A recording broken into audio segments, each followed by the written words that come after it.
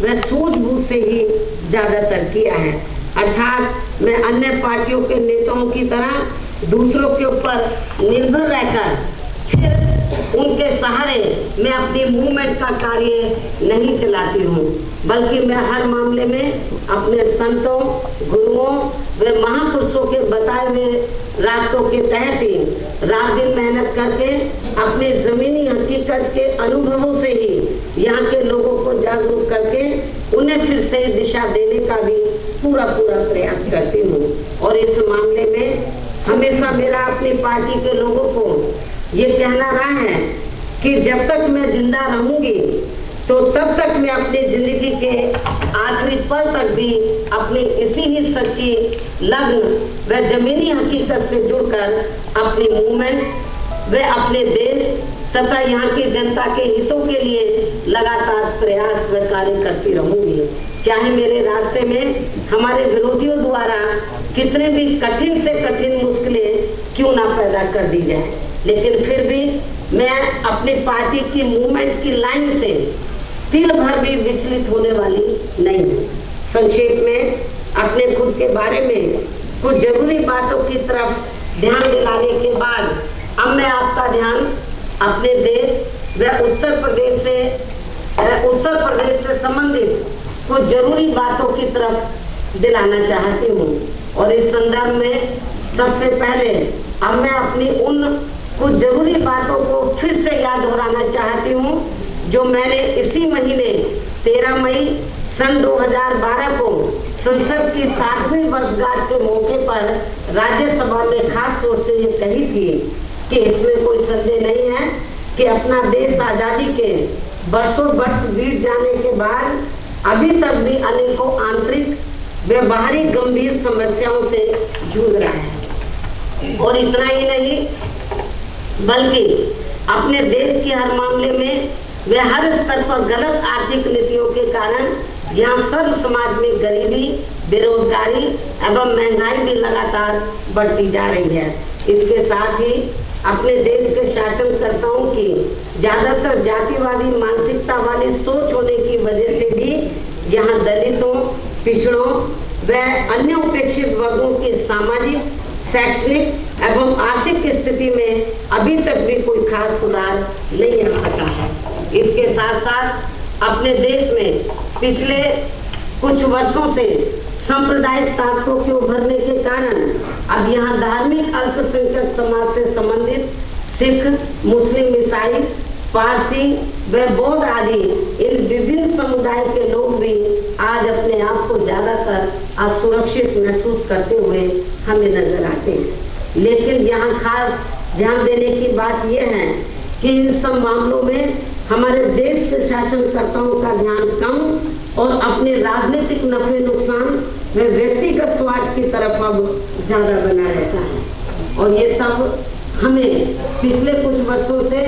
संसद के अंदर व संसद के बाहर भी काफी कुछ देखने के लिए मिल रहा है,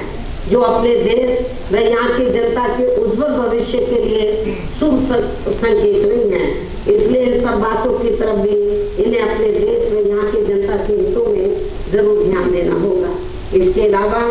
जहाँ तक उत्तर प्रदेश में इस समय सपा शासन काल में विकास व कानून व्यवस्था की स्थिति का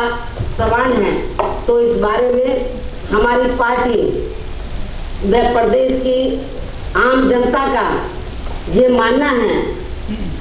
कि जब से उत्तर प्रदेश में सत्ता परिवर्तन हुआ है और यहाँ समाजवादी पार्टी की सरकार बनी है, तो तब से ये सरकार खास तौर से विकास के मामले में तो केवल बैठकों एवं घोषणाओं की ही कागजी सरकार बनकर रह गई। इसके साथ ही अब इस सरकार का ज्यादातर कार्य राजनीतिक द्वेष की भावना से थोक के भाग यहाँ अधिकारियों के तबादले कराना और आए दिन मेरी सरकार के समय के किसी न किसी विभाग से संबंधित उसमें घोटाले आदि होने की आशंका जता के उसकी विभिन्न स्तर पर जांचें बैठाना तथा फिर उन्हें मीडिया आदि में भी बड़े पैमाने पर प्रचारित कराना अब इस सरकार की रोजाना की जरूरी दिनचर्या बन चुकी है। और इसके साथ साथ अब इस सरकार की पूरी शक्ति प्रदेश में यहाँ ज्यादातर दलित विरोधी एवं सर्व समाज में गरीब विरोधी गतिविधियों में ही लगी रहती है, जिसके तहत ही इस सरकार ने अभी हाल ही में दिनांक 11 मई सन 2012 को मेरी सरकार के समय की 13 विभागों से जुड़ी हुई अति महत्वपूर्ण व जनहित की उन सभी सर्वजन हिताय व सर्वजन सुखाय की 26 योजनाओं एवं कार्यक्रमों को एक साथ व एक ही दिन में समाप्त कर दिया है, जो ये सभी योजनाएं प्रदेश में खासतौर से दलितों, पिछड़ों एवं सर्व समाज में से गरीब लोगों के विकास व उत्थान के लिए ही मेरी सरकार के दौरान चलाई जा रही थी, जिनमें इन सभी लोगों को काफी ज्यादा लाभ पहुंच रहा था। इसके अलावा मेरी सरकार के समय में ही इन लोगों के हितों के लिए अन्य और भी अनेकों ऐसी योजनाएं चलाई जा रही थी, जिनके नाम हमने अपने देश में दलित एवं अन्य पिछड़े वर्गों में जन्मे महान संतों, गुरुओं व महापुरुषों को आदर सम्मान देने के उद्देश्य से रखे थे, और जिनकी पूर्व की लगभग सभी सरकारों में इनके प्रति जातिवादी मानसिकता रखने की वजह से इनकी हर स्तर पर काफी ज्यादा उपेक्षा की गई थी। लेकिन यहाँ दुख की बात यह है कि उनके नाम भी अब इस सरकार द्वारा बदल दिए गए हैं। इससे हमें